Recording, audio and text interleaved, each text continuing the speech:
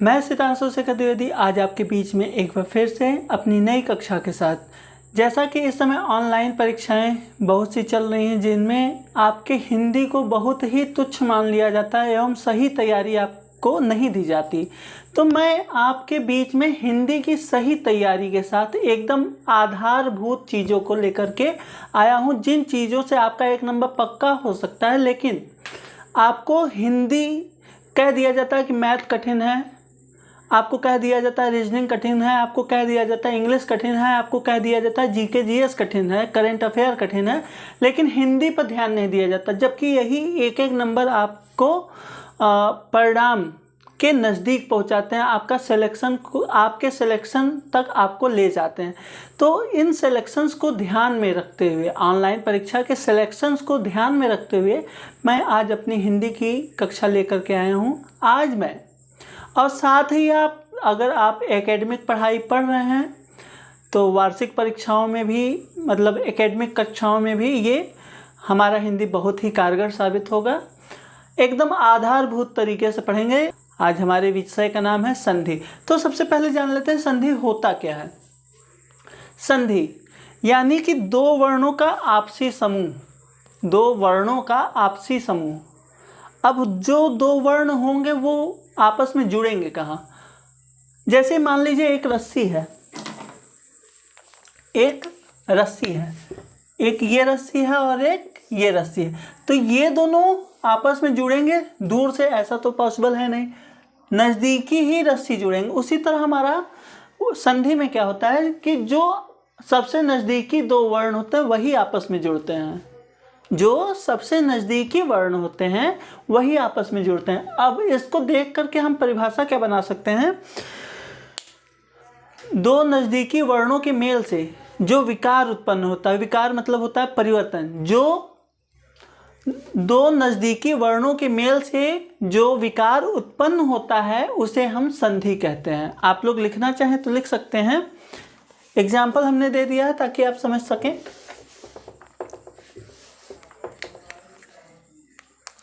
संधि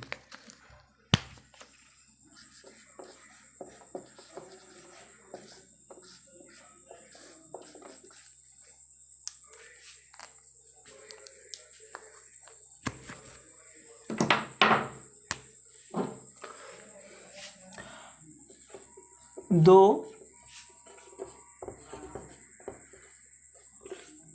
नज़दीकी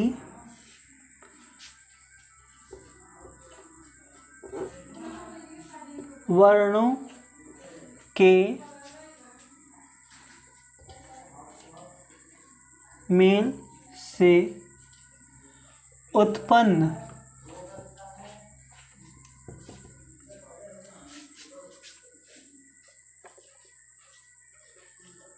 विकार को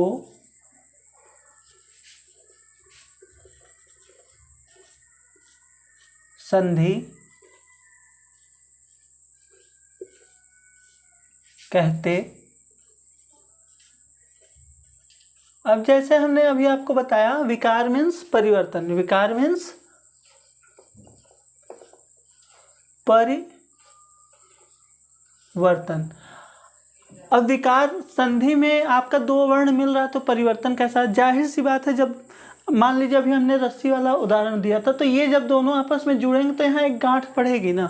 हालांकि संधि में ऐसा नहीं होता, लेकिन आपको कुछ परिवर्तन, कुछ ना कुछ परिवर्तन देखने को अवश्य मिलेगा।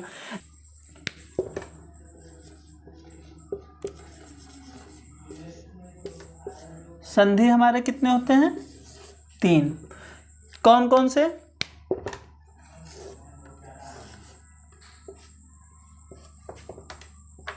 पहला स्वर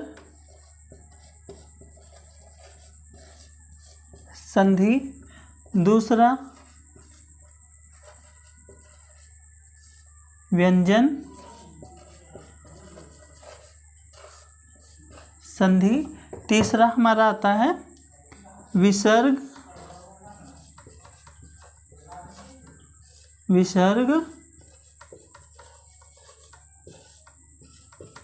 संधि। स्वर संधि, व्यंजन संधि और विसर्ग संधि। ठीक है, आप लोग लिख लीजिए, जब दो स्वर आपस में मिलते हैं तो उसे स्वर संधि कहते हैं।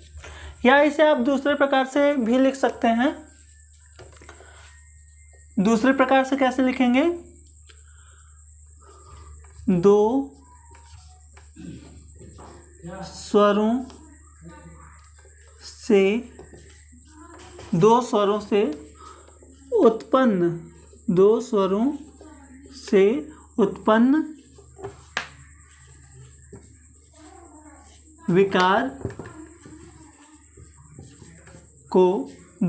से उत्पन्न विकार को स्वर संधि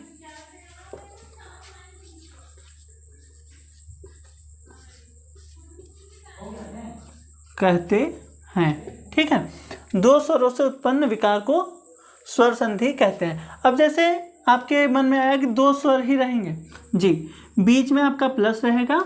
जैसे मान लीजिए एक तरफ अ है तो दूसरी तरफ आ है, तो यहाँ क्या हो जाएगा? आ।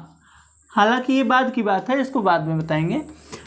आ, ई, अ, कुछ भी शब्द का अंतिम वर्ण और दूसरे शब्द का आदि वर्ण यानी कि प्रारंभ का वर्ण जब मिलेंगे और दोनों स्वर होंगे तो हमारा क्या होगा? स्वर संधि होगा। यानी कि फिर से ध्यान दीजिए, पहले शब्द का अंतिम वर्ण एवं दूसरे शब्द का आदि वर्ण, पहले का अंतिम और दूसरे का आदि वर्ण जब स्वर होगा तो वहाँ पर हमारा कौन सा संधि होगा? स्वर संधि होगा। इसी के साथ छोटी छोटी क्लास के साथ हम अपना आज का क्लास समाप्त करेंगे। और इन्हीं छोटी क्लास को इसलिए बनाते हैं ताकि आपको चीज़ें आसानी से समझ में आ सकें। तो आज के इस छोटे से क्लास के साथ मैं आपसे विदा लेते हुए धन्यवाद।